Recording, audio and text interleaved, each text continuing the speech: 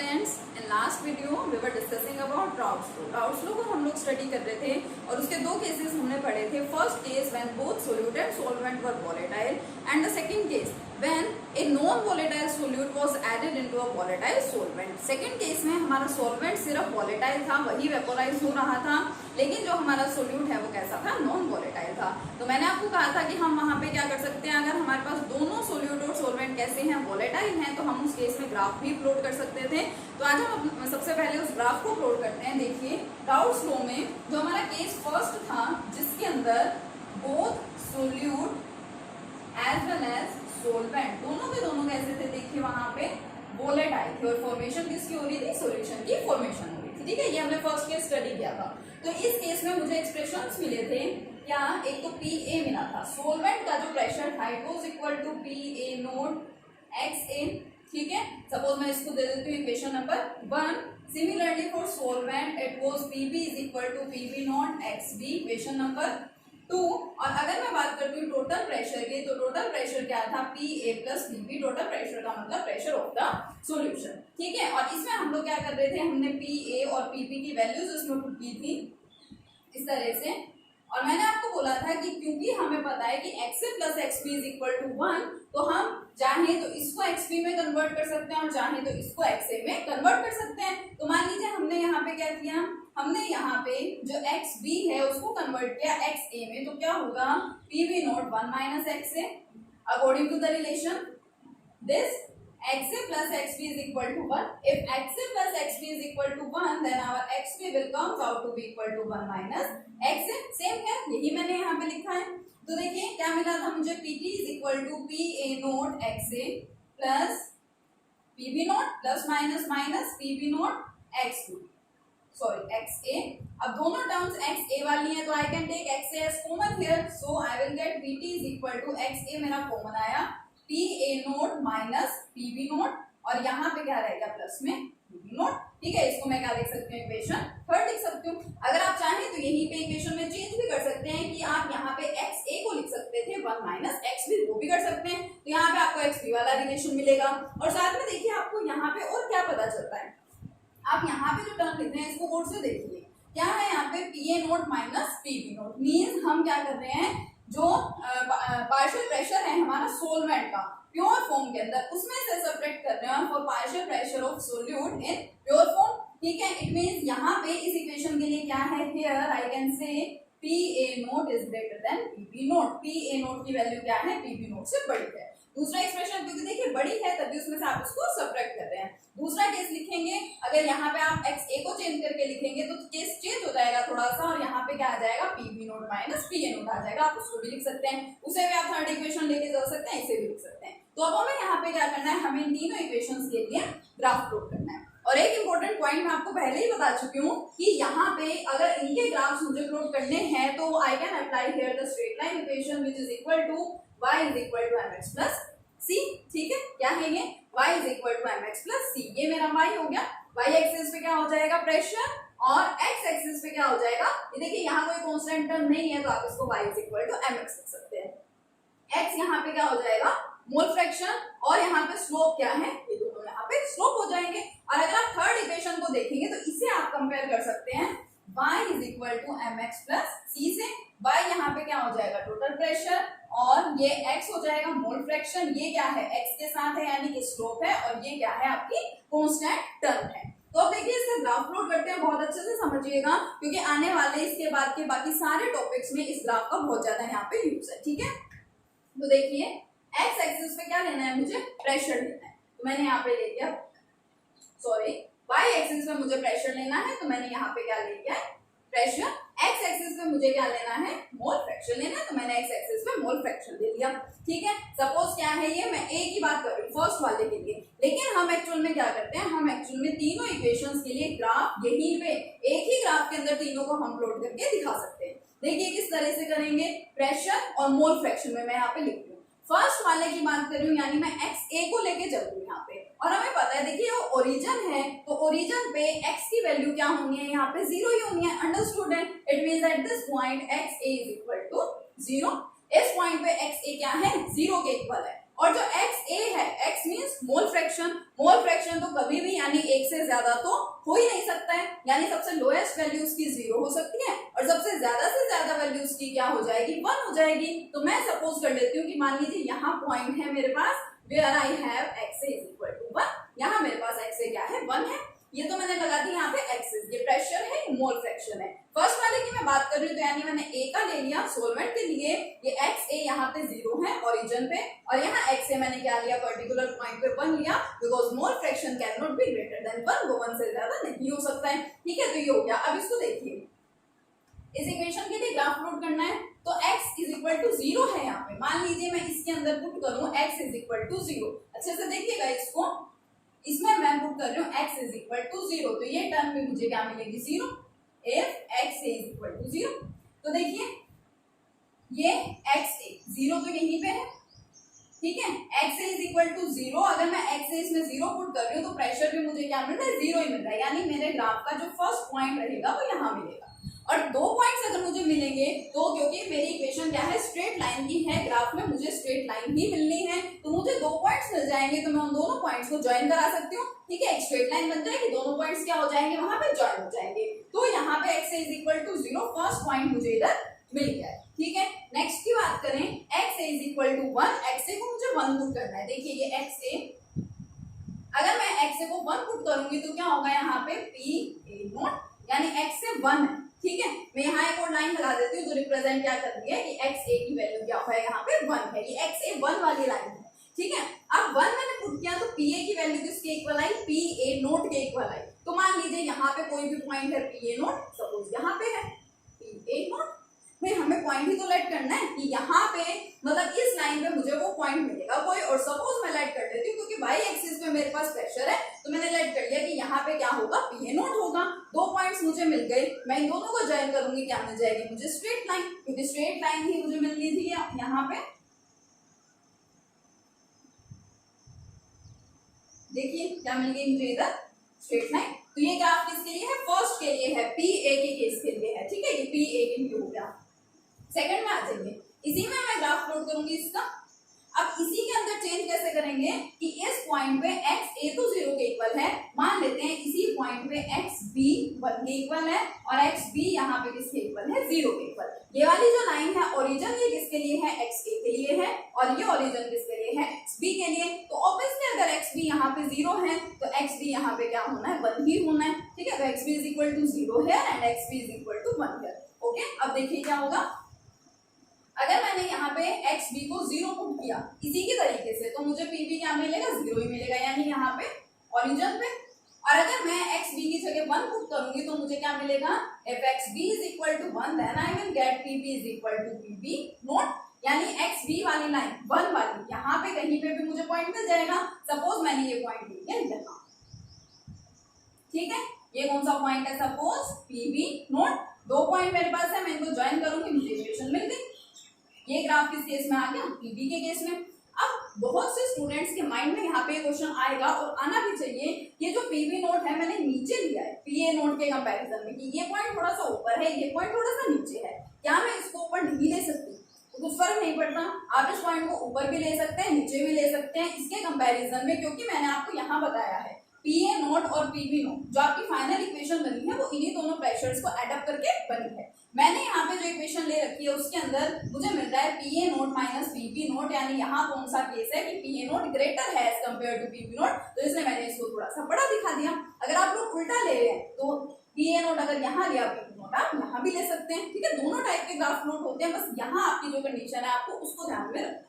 ठीक है, अब ये आपका ग्राफ बन गया सेकंड केस के लिए, दोनों केसेस के लिए बन गई स्ट्रेट लाइन इक्वेशन की और स्ट्रेट लाइन में आपको ग्राफ हो गया। अब थर्ड पॉइंट देखिए, इसकी तरफ ध्यान दीजिए, ये मेरी थर्ड इक्वेशन है ना, y is equal to mx plus c से मैं क्या कर रही हूँ कंपेयर कर रही हूँ। अब इसी तरीके से c तो मेरा क्या है कांस्टेंट है, इधर तो मेरे पास मोल फ्रैक्शन की ही टर्म्स हैं, x a की मैं बात कर रही हूँ। अब मान लो मैंने x a को क्या रख दिया यहाँ पे 0, क्योंकि x से 0 यहाँ पे, x a को अगर मैं रख रही हूँ इक्वल टू 0 तो मुझे क्या मिलेगा, देखो इधर अच्छे से pt is equal to x is equal to 0, 0 multiply this यानी कि 0, तो 0 प्लस pv नोट यानी टोटल प्रेशर क्या होगा pv नोट होगा if X A equal to 0। अगर एक्स ए 0 के इक्वल है then P T means pressure of the solution will be equal to P V naught, तो ये रही पीवी नॉट। ठीक है, ये पॉइंट मिल गया मुझे इस ग्राफ का। अब मैं क्या करूंगी, एक्स ए इक्वल टू 0, क्योंकि देखो यहाँ पे एक्स एक ही टर्म है इसलिए मैं एक्स से लेती हूँ। सेकंड केस होता आपके पास तो एक्स बी होता, फिर हम यहाँ से प्लॉट करना स्टार्ट कर देते। ठीक है, तो ये आपका एक्स इज इक्वल टू 0 हो गया। Second case X is equal to 1 आप लेंगे तो इसकी जगह 1 पुट करो, देखो क्या मिलेगा यहाँ पे, देखो अच्छे से, पीटी इज इक्वल टू यहाँ पे 1 है तो क्या मिल जाएगा आपको, P A naught minus PV naught हो गया, plus PV naught, PV naught से PV naught cancel out, so I will get here PT is equal to P A naught, यानी एक्स से जब मैंने 1 लिया तो मुझे पॉइंट क्या मिला, पी ए नॉट मिला। तो ये मेरा फर्स्ट पॉइंट थर्ड लाइन के लिए, थर्ड इक्वेशन के लिए, और ये मेरा सेकंड पॉइंट। दोनों को मैं क्या करूंगी, इधर ज्वाइन कर दूंगी तो मुझे क्या मिल जाएगा, ग्राफ मिल जाएगा, ये लो। ठीक है, ये वाली जो मुझे लाइन मिली थी स्टार्टिंग में, ये इधर वाली वो कौन सी थी, पी ए के लिए मुझे मिली थी। ये वाली लाइन मुझे किसके लिए मिली है, पी बी के लिए मिली है, और ये मुझे टोटल प्रेशर यानी सॉल्यूशन के प्रेशर के लिए मिली, which is equal to P A plus P B. And this graph is very much important, most important graph it is. ठीक है, इसके बाद के जितने भी आप लोग कंसेप्ट स्टडी करने वाले हैं वो सारे इसी ग्राफ से ही रिलेटेड है। इसको अच्छे से समझिए और इसको नोट डाउन कीजिए। ठीक है, मैंने इसके अंदर कुछ नया नहीं किया है, क्या हम यहाँ पे कंसेप्ट लेके चल रहे हैं, जो राउट्स लॉ का केस हमने स्टडी किया था हम वही वाला कंसेप्ट यहाँ पे ले रहे हैं। ठीक है, वही वाला कंसेप्ट हमने इधर यूज किया है, और उसको यूज करते हुए इक्वेशन हमें दिख गई कि स्ट्रेट लाइन इक्वेशन है, और हमने ग्राफ प्लॉट कर दिया। एक ही पर्टिकुलर ग्राफ के अंदर ये तीनों इक्वेशंस को क्या किया जाता है, प्लॉट किया जाता है। ठीक है, तो इसको अच्छे से ड्रॉ कर लीजिए, ये आपका ग्राफ हो गया राउट्स लॉ के लिए। ठीक है, देखिए नेक्स्ट टॉपिक जो है, नेक्स्ट टॉपिक में हमारे पास बहुत इंपॉर्टेंट है। Next is ideal and non ideal solutions. Solutions जो हैं उनको हम दो टाइप में डिवाइड कर रहे हैं, ideal solutions and non ideal solutions. Liquid type के सॉल्यूशंस की बात कर रहे थे। ठीक है, तो क्या है यहाँ पे आइडियल सॉल्यूशंस की हम बात कर रहे हैं। एक टाइप के सॉल्यूशंस को बोला जाता है आइडियल सॉल्यूशंस, दूसरे होते हैं नॉन आइडियल सॉल्यूशंस। तो ये ग्राफ देखिए मैंने यही बने रहने दिया है, इसको मैंने इरेज नहीं किया, which is the graph of routes law. It means ideal and non ideal solutions के केस में भी इस ग्राफ का क्या होना है, यहाँ पे यूज होना है। So this graph is most important. Okay, अच्छे से समझिएगा। देखिए आइडियल सॉल्यूशंस क्या है, अब मान लो आपके पास कोई ऐसा सॉल्यूशन है, ठीक है, कोई ऐसा सॉल्यूशन जो हर एक टेम्परेचर के ऊपर और हर एक कंसंट्रेशन के ऊपर राउट्स लॉ को ओबे करे, राउट्स लॉ को सेटिस्फाई करे, राउट्स लॉ को फॉलो करे, उन सारे टाइप के सॉल्यूशंस को क्या बोला जाएगा, आइडियल सॉल्यूशंस। मतलब जिन सॉल्यूशंस के लिए आप ग्राफ प्लॉट करने लगेंगे अगर मान लीजिए, तो आपको जस्ट ऐसा ही ग्राफ मिले हर टेम्परेचर की वैल्यू पे और हर concentration, entire range of concentration पे अगर आपको यही ग्राफ मिल रहा है, राउट्स लॉ अगर ओबे हो रहा है या सेटिस्फाई हो रहा है, then that type of solution will be known as the ideal solution. Note कीजिए, द सॉल्यूशंस क्या है आइडियल सॉल्यूशंस, देखिए the solutions which obey, the solutions which obey Raoult's law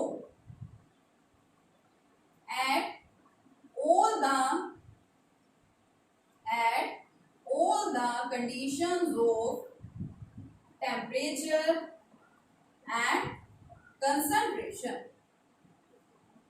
ठीक है, यहां हम और क्या बोल सकते हैं, the solutions which obey Raoult's law at entire range of concentration. Concentration की हर रेंज पे, मतलब हर पर्टिकुलर कंसंट्रेशन पे वो क्या करे सॉल्यूशन, वो राउट्स लॉ को ओबे करे, मींस इस ग्राफ को फॉलो करे, ये ग्राफ बनना चाहिए, तो वो सारे सॉल्यूशंस क्या कहलाएंगे, आपके आइडियल सॉल्यूशंस कहलाएंगे। एग्जांपल मैं आपको बताऊंगी। ठीक है, एग्जांपल्स क्या होते हैं, जैसे मान लीजिए आपके पास क्या है, वी हैव बेंजीन। ठीक है, बेंजीन एंड टोलीन। अब ये बेंजीन क्या है और टोलीन क्या है, ये आपको पता है अच्छे से। It is benzene and benzene ring के ऊपर जब आपका मिथाइल ग्रुप आ जाता है, CH3 ग्रुप, तो उसे क्या बोलते हैं, टोलीन बोलते हैं। बेंजीन एंड टोलीन हो गया। या फिर आपके पास और एग्जांपल मान लीजिए हम ले रहे हैं N hexane and N heptane. N मैंने यहाँ पे क्यों लगाया है, आप लोग समझ गए होंगे कि मैं स्ट्रेट चेन कंपाउंड की यहाँ पे बात कर रही हूँ। हेक्सेन, एन मतलब कि आपके पास कोई एल्केन प्रेजेंट है, मींस कार्बन एटम्स के बीच में क्या होगा, वहां पे सिंगल बॉन्ड होगा। ठीक है, और हेक्स का मतलब 6 कार्बन एटम्स, तो क्या होता है हेक्सेन, 6 कार्बन एटम्स दिखा दीजिए, 1 2 3 4 5 एंड 6। एन यानी कि सिंगल बॉन्ड, और फिर बैलेंसिंग पूरी करेंगे तो CH3 CH2 CH2 CH2 CH2 and CH3। ये क्या है आपका एन हेक्सेन है। मोलिकुलर फॉर्मूला लिखना चाहे तो कंबाइन करके मोलिकुलर फॉर्मूला लिख सकते हैं, अदरवाइज ऐसे दिखा दें। एन हेप्टेन, हेप्ट मींस क्या है 7 कार्बन आइटम, तो 7 कार्बन आइटम दिखाओ 1 2 3 4 5 6 एंड 7। ठीक है, मैंने इस तरह से लिख दिया यहाँ पे ड्यू स्पेस। ओके, तो ये क्या है N hexane and N heptane. तो इस टाइप के जो सब्सटेंसेस होते हैं आपके पास, ऐसे जो सॉल्यूशंस हैं like ethyl chloride and ethyl bromide, इस टाइप के सॉल्यूशंस को बोला जाता है ideal solutions. These are what, these are the examples of ideal solutions. और एक और इंटरेस्टिंग बात है यहाँ पे कि जो हमारे आइडियल सॉल्यूशंस है दीज आर वेरी रेयर, और इनफैक्ट ये भी बोला जाता है कि आइडियल सॉल्यूशंस एग्जिस्ट करते ही नहीं है। बहुत कम कंडीशंस ऐसी होती हैं जिसपे आपको कोई आइडियल सॉल्यूशन मिल जाता है, लेकिन हर एक सॉल्यूशन को आइडियल नहीं बोलते। जैसे आप लोग 11th में स्टेट्स ऑफ मैटर पढ़ते थे और वहां आप बोलते थे कि कोई गैस आइडियल होती ही नहीं है। ठीक है, आप वहां पे आइडियल गैस इक्वेशन भी पढ़ते हैं, लेकिन आपने ये भी पढ़ा है कि no gas is ideal, all gases are real gases. सारी गैसेस क्या है, रियल गैसेस होती हैं। तो सिमिलरली सेम इज हियर, कोई सॉल्यूशन आइडियल सॉल्यूशन होता ही नहीं है। लेकिन फिर भी अगर हम बोल रहे हैं कि ये एग्जांपल्स हैं आइडियल सॉल्यूशंस के, तो हम ऐसा क्यों बोलते हैं, क्योंकि जिन सॉल्यूशंस का स्ट्रक्चर ऑलमोस्ट सेम होता है, जिन सॉल्यूशंस में क्या मिलती है आपको, सिमेट्री मिलती है जिनके स्ट्रक्चर्स में, उनको क्या बोला जाता है, उन कंपाउंड्स को हम क्या बोल देते हैं कि these are the ideal solutions. अब ये क्या करते हैं, क्या इनकी प्रॉपर्टीज हैं, ये राउल्ट्स लॉ को सेटिस्फाई करते हैं टेंपरेचर और कंसंट्रेशन की हर कंडीशन के ऊपर। अब सिर्फ बात सिर्फ यही नहीं होती कि वो क्या करें, वो इस ग्राफ को सेटिस्फाई करें, ठीक है, या वो राउल्ट्स लॉ को ओबे करें, सिर्फ यही नहीं, इसके साथ और भी काफी सारी कैरेक्टरिस्टिक्स होती हैं आइडियल इक्वेशंस की। देखिए क्या है, मैं आपको सारे बताती हूँ। फर्स्ट तो आपने देख लिया कि कैरेक्टरिस्टिक ही है एक तरह से आइडियल सॉल्यूशन की ये कि जिन सॉल्यूशंस में क्या होता है, जो सॉल्यूशंस राउल्ट्स लॉ को ओबे करें। राउल्ट्स लॉ को ओबे करने का मतलब क्या है यहाँ पे, कि इस ग्राफ को वो सेटिस्फाई कर रही है। ठीक है, तो वो क्या है आपके आइडियल सॉल्यूशंस हैं। Okay, now second point. अब यहाँ से देखिए प्रेशर के लिए ग्राफ है, ऑब्वियसली आप यहाँ पे क्या कर रहे हैं, प्रेशर फाइंड आउट कर रहे हैं। अब एक तो आपका ये थ्योरेटिकल प्रेशर जो आपको यहाँ से मिला है, और एक आपका ऑब्जर्व्ड प्रेशर, जो आप प्रेशर ऑब्जर्व कर रहे हैं, जो इंस्ट्रूमेंट्स होते हैं प्रेशर को मेजर करने के लिए, ठीक है, लाइक बैरोमीटर हो गया, मैनोमीटर, ये सारे जो आपके इंस्ट्रूमेंट्स होते हैं, इनकी हेल्प से जो आप ऑब्जर्व करते हैं प्रेशर, उसे क्या बोल दिया जाता है, ऑब्जर्व प्रेशर। तो अगर मान लीजिए observed pressure is equal to the theoretical pressure, जो आपको यहाँ से थ्योरेटिकली प्रेशर मिला है, ऑब्जर्व्ड प्रेशर अगर उसके ही इक्वल है, तो वो क्या होगा, वो आइडियल सॉल्यूशन होगा। नेक्स्ट वन, 5 मेन कैरेक्टरिस्टिक्स हैं आइडियल सॉल्यूशंस की। Delta V is equal to 0। Delta V का मतलब चेंज इन वॉल्यूम। अब चेंज इन वॉल्यूम का मतलब क्या है, हम सॉल्यूशंस की बात कर रहे हैं। सपोज आपने एक यहाँ पे सब्सटेंस लिया और उसकी वॉल्यूम क्या है, 5 मिलीलीटर इसकी वॉल्यूम है। दूसरा लिया आपने और सपोज इसकी वॉल्यूम भी क्या है यहाँ पे 5 ml ही है। अब आप क्या कर रहे हैं, इनको ऐड अप कर रहे हैं। एक बीकर लिया, उस बीकर में आपने ये सॉल्यूशन भी ऐड किया, उस बीकर में आपने ये सॉल्यूशन भी ऐड किया, और आपको ओवरऑल वॉल्यूम कितनी मिली, 10 ml। ठीक है, अब ये जो सॉल्यूशन की वॉल्यूम है ये इसी के तो इक्वल है ना, 5 + 5 यानी 10 आपको मिलनी चाहिए, और एक्चुअल में आपको 10 ही मिली है। बहुत सारे सॉल्यूशंस ऐसे होते हैं जिसमें ये वॉल्यूम बढ़ सकती है या फिर घट भी सकती है, मींस आपको मिलनी तो चाहिए 10, लेकिन जरूरी नहीं है 10 मिले, 10 से कम भी मिलती है कुछ केसेस में, और कुछ केसेस में 10 से ज्यादा भी आपको मिल जाती है। ठीक है, तो अगर मान लीजिए ऐसा कुछ भी चेंज नहीं है, 10 मिलनी चाहिए थी 10 ही मिली है, 15 मिलनी थी आपको 15 ही मिली है, तो वो सारे सॉल्यूशंस क्या होंगे, आपके आइडियल सॉल्यूशंस होंगे। Means change in volume must be equal to 0, और अगर change in volume equal to 0 है तो delta H must also be equal to 0। Change in enthalpy, जितनी हीट मान लीजिए एब्जॉर्ब हो रही है, ठीक है, अब मान लो आप क्या कर रहे हैं, यहाँ पे इनको रिएक्ट करवाना चाह रहे हैं और आपको वहां पे हीट प्रोवाइड करनी पड़ती है। ठीक है, इट मींस वहां पे हीट एब्जॉर्ब हुई है, जितनी हीट एब्जॉर्ब हुई है मिक्सअप होने के बाद अगर उतने ही अमाउंट में हीट क्या हो जाए, रिलीज हो जाए, मींस हीट के अंदर कोई चेंज ना हो। सपोज आपने दी तो है 20 किलो जूल हीट, ठीक है, और आपको मिली है 10 किलो जूल, या 20 जूल्स आपने दी है और आपको 10 जूल्स मिलते हैं, तो चेंज हो गया। आपको मिली है का मतलब क्या है, हीट रिलीज हुई है। ठीक है, एब्जॉर्ब की गई यहाँ पे हीट जो है वो क्या है 20 है, रिलीज हुई है वो क्या है सिर्फ 10 है, तो मींस वहां पे डिफरेंस होते हैं। अगर 20 ही एब्जॉर्ब हुई और 20 ही रिलीज हो गई मींस डेल्टा एच यानी change in enthalpy is equal to 0 और ऐसी कंडीशन जिस भी टाइप के सॉल्यूशंस के लिए होगी वो सारे सॉल्यूशंस क्या होंगे आपके आइडियल सॉल्यूशंस होंगे। तो मैंने यहाँ पे आपको 4 कैरेक्टरिस्टिक्स बताई हैं, ठीक है। फिफ्थ कैरेक्टरिस्टिक और देखिए, if A interaction, B interaction and AB interaction all are equal, then the solution will be known as ideal solution। ये भी important टॉपिक है आपका, अच्छे से नोट कीजिएगा। अब A इंटरेक्शन क्या है, B क्या है और A क्या है, आपको अच्छे से पता है कि यहाँ पे मैं A रिप्रेजेंट कर रही हूँ solvent, B is for solute, ठीक है, और A भी सोल्यूट सोलवेंट। अब ए में इंटरेक्शन, सपोज आपके पास एक मोलिक्यूल है, ठीक है। अब ए मान लीजिए आपके पास क्या है, बेंजीन है, और बी आपके पास क्या है, टोलीन है, ठीक है, या उल्टा मान लीजिए ए आपके पास टोलीन है और बी आपके पास क्या है, बेंजीन है।